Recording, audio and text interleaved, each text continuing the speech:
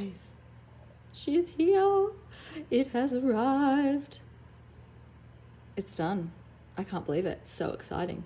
Because you know what this year is? Remember how I said in my last video, 2024, the year of finishing things. It's happening. So you can hold me all accountable. I'm going to hold myself accountable. I've got a shit ton of projects that got to be finished. I'm going to show you one in a minute. That's my next one. My next one off the workbench. But this one for now is I called it a collaboration. It's not a collaboration because I need to be in that collaboration somewhere. It's a mashup. It's a mashup between a Roxy's Journal of Stitchery Huswif and a Sobe needle book. So this is what you get when those two things have a baby. And I love her. I just think she's gorgeous. So in the last video, I was talking about how I wasn't sure what to do with these patches. Put them in, they look amazing. I thought that just added that color tone, worked really well. And I wasn't sure about the trim using the white lace. In the end, I went with finishing off making the crochet trim, and that actually just ties in so nicely because it's the same wool as the blanket stitch around the edge. So I just thought I'm keeping it all kind of tonal. It works, I'm happy with it. And then you hit the neon, you know, when you get inside, because there's always neon somewhere with me. So this, isn't it cute? I'm just obsessed with this little pin cushion. It's so sweet, so sweet. My first zip pouch.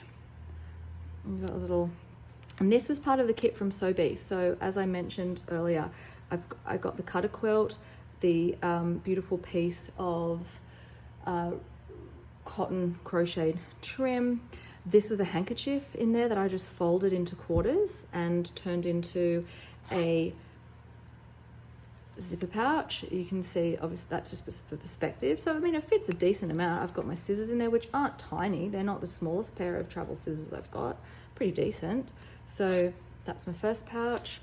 I like to have my pouches being able to swing. So I just bind them along the spine there, so that they can still have access both sides. I do have some, which in my big Huswif that I'm still working on, I have one that is just stationary that lies flat. But for this purpose, I think I really like to be able to access it. You know, especially obviously you've got a pocket there, so you don't want to have it stitched down. My needle book, this is the needle book element. And this lovely wool also came from Sobe. That beautiful yo-yo came in my pack from Sobe. That was a bit that I cut out of an old, and I showed you actually yesterday, the old Huswif, the inside that I just wasn't loving.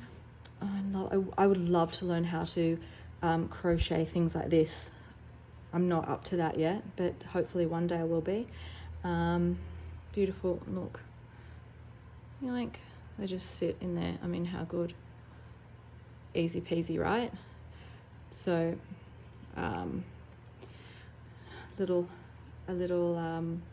yo-yo, a flower yo-yo that a girlfriend made for me. And then here, second pouch. Now again, flips. And I think in that first video I talked about how structurally, even though I love the feed sack material, it wasn't durable enough to have it as a zipper pouch. So I had to, and you'll see, like, that was the first iteration, was that beautiful neon pink wool around the edge, but it wasn't strong enough, and it had started to open, crack at the seams. So I went ahead and put just a bit of a crochet cotton trim, and I folded it in half, and I've just put it along there, and it's given it the structural support that it needs to be able to hold that, and it's fine now. And then I've gone around again with a second blanket stitch, just really to reinforce that. So that's obviously a much bigger pouch, quite a lot of volume in that one, A lot could go in there. Don't have, what do I have? You know, yeah, wool, easy, you know, the stacks. I mean, anything. Take your pick. And then another little pocket, oopsies, another little pocket at the back. So for anything really. And then a really sweet, because remember how I've talked about 2024. There you go. Made in 2024. Can you see that? There you go. Yeah, so I just thought that was really cute. And then crochet, you've seen that before, the crochet motif at the front. So to me, I mean, that is that has the elements of Huswif in the form of a needle book, and that's why I'm calling it my mashup. Because if you just want a baby sewing kit to take somewhere, this is super easy for the car. This will fit in any single one of my handbags, and that was something that I just so enjoyed doing. And having the kit from Sew Bee, or the pack I should say, just to really start it off, because my other Huswif that you've seen is laborious, and I love it. There's nothing wrong with that, but you don't necessarily get results quickly, and that's fine. That's totally fine. But it's so nice to see it come together quickly, and that's another reason why, I've got the crocheted elements, we've got the beautiful little bits and bobs on there, and I've done the stitching, but it's why I didn't heavily embroider the outside, because I wanted to get something just off and done and on to the next thing, because I'm not joking you when I say I've got about 30 or 40 projects to finish this year. It's horrendous what I've started and not finished. So this is, I want to show you the thing that I'm working on next for a girlfriend for her birthday, and I wanted to show it to you now, because I'm going to work on it and bring it back to you hopefully in a day or two's time. So this was, again, made in 2024. I think that's so sweet. These come from a lady in America. I'm going to find it in my emails and try and link it. That was just a piece that I've cut off. Another doily, again, one of those beautiful crochet pansies that I love, and piece. So this is simply an old doily that came simple as that, like that. I've done a trifold, so it technically is a Roxy's trifold pouch too.